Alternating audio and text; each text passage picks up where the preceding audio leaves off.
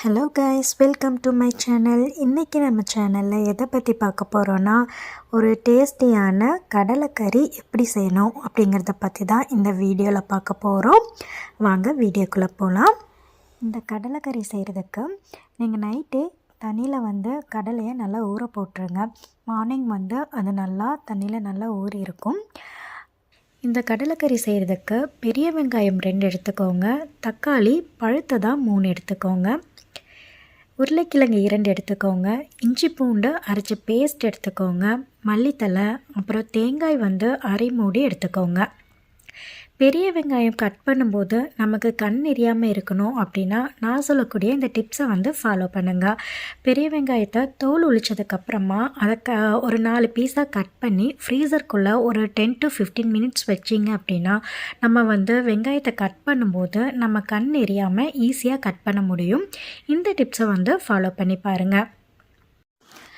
தக்காளி ஒரு தக்காளியை சின்ன சின்ன பீஸாக கட் பண்ணி எடுத்து வச்சுக்கோங்க. மீதி 2 தக்காளியை நம்ம தேங்காய் கூட போட்டு அரைச்சி எடுத்து வச்சுக்கலாம்.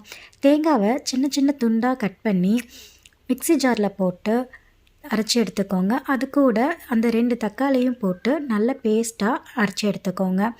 இந்த மாதிரி சமையலுக்கு தேவையான எல்லாத்தையும் நம்ம ஃபர்ஸ்டே ப்ரிப்பேர் பண்ணி வச்சிட்டோம் அப்படின்னா சமையல் செய்யும்போது நமக்கு ஈஸியாக இருக்கும். ஒரு குக்கரில் நமக்கு தேவையான அளவு ஆயில் சேர்த்துக்கோங்க.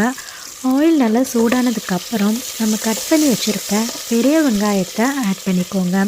பெரிய வெங்காயம் நல்லா ப்ரௌனிஷ் கலர் ஆகிற வரைக்கும் நல்லா வதக்கணும். நான் வீடியோவில் காட்டுற மாதிரி நல்லா வதக்கி எடுத்துக்கோங்க. இந்த மாதிரி நல்லா ப்ரௌனிஷ் கலர் ஆனதுக்கப்புறமா நம்ம கட் பண்ணி வச்சுருக்க தக்காளியை ஆட் பண்ணிக்கலாம். தக்காளியை ஆட் பண்ணி அதோட ரா ஸ்மெல் போகிற வரைக்கும் நல்லா வதக்கி எடுத்துக்கோங்க. நல்லா வதங்கினதுக்கப்புறமா நம்ம இஞ்சி பூண்டு பேஸ்ட் அரைச்சி வச்சுருக்கோம் இல்லையா, அதை ஒரு 3 ஸ்பூன் நம்ம ஆட் பண்ணிக்கலாம். இதை ஆட் பண்ணி எல்லாத்தையுமே நல்லா வதக்கி ஒரு 5 நிமிஷம் நல்லா வதங்கினதுக்கப்புறமா நமக்கு தேவையான அளவு மிளகாய்த்தூள் ஆட் பண்ணிக்கலாம். நான் 1.5 ஸ்பூன் மிளகாய்த்தூள் ஆட் பண்ணியிருக்கேன். உங்களுக்கு காரம் அதிகமாக வேணும் அப்படின்னா நீங்கள் உங்கள் காரத்துக்கு ஏற்ப ஆட் பண்ணிக்கலாம். அதுக்கப்புறமா மல்லித்தூள் ஒரு 2 ஸ்பூன் ஆட் பண்ணியிருக்கேன். இந்த மாதிரி நல்லா ஆட் பண்ணி நல்லா வதங்கினதுக்கப்புறம் அது கூட பட்டை கிராம்பு தூள் ஒரு 1/2 ஸ்பூன் ஆட் பண்ணியிருக்கேன். இதெல்லாம் நல்லா ஆட் பண்ணி நல்லா வதங்கினதுக்கப்புறமா நம்ம க்ளீன் பண்ணி வச்சுருக்க கடலையை ஆட் பண்ணிக்கோங்க. அதையும் நல்லா மிக்ஸ் பண்ணி அது கூட நம்ம கட் பண்ணி வச்சுருக்க உருளைக்கிழங்கையும் ஆட் பண்ணிக்கோங்க. இது எல்லாமே